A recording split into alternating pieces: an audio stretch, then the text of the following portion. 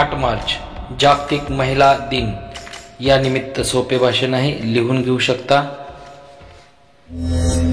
चला तर मग सुरू करूया।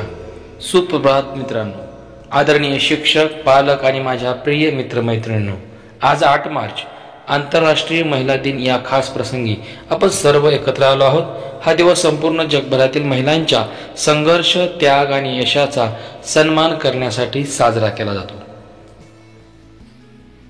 महिला ही फक्त व्यक्ती नाही, तर ती एक माता, बहीण, पत्नी आणि समाजाचा महत्त्वाचा आधारस्तंभ आहे। आजच्या काळात महिला प्रत्येक क्षेत्रात पुढे जात आहेत। शिक्षण, विज्ञान, क्रीडा, व्यवसाय, राजकारण आणि संरक्षण क्षेत्रातही त्यांचे मोठे योगदान आहे। आपण सर्वांनी एकत्र येऊन महिलांचा सन्मान करायला हवा, त्यांना समान संधी द्यायला हव्यात आणि त्यांच्या हक्कासाठी आवाज उठवायला हवा। कारण जिथे नारीचा सन्मान होतो तिथेच समाज खऱ्या अर्थाने प्रगती करतो।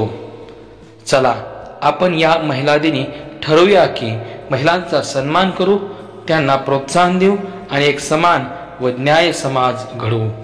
धन्यवाद। जाता जाता एवढंच म्हणेन, नारी शक्ती, नारी तेज तिच्यामुळेच उजळतो आहे आज हा सेज। आई, बहीण, सखी, सून तिच्या प्रेमाने फुलते प्रत्येक क्षण। स्वप्न तिचे मोठे असतात, कठीण वाटाही सहज पार करतात। शिक्षण, विज्ञान, खेळ जिथे तिथे तिचे नाव उजळते।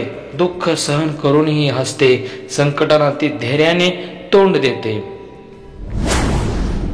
तिला द्या मान, तिला द्या सन्मान, तिच्या पंखांना द्या उंच आकाशाचे दान। नारी आहे सृष्टीचा आधार, तिच्या सन्मानातच आहे संसाराचा विस्तार। महिला दिनाच्या आपणास हार्दिक शुभेच्छा। धन्यवाद।